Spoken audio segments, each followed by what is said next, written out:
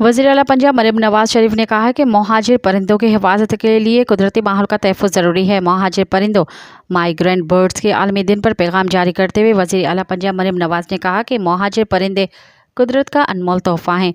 दूर देशों से आने वाले मुहाजिर परिंदे फितरत की खूबसूरती बढ़ाते हैं। उन्होंने कहा कि मुहाजिर परिंदे माहौलियात के तवाज़ुन को बरकरार रखने में अहम किरदार अदा करते हैं।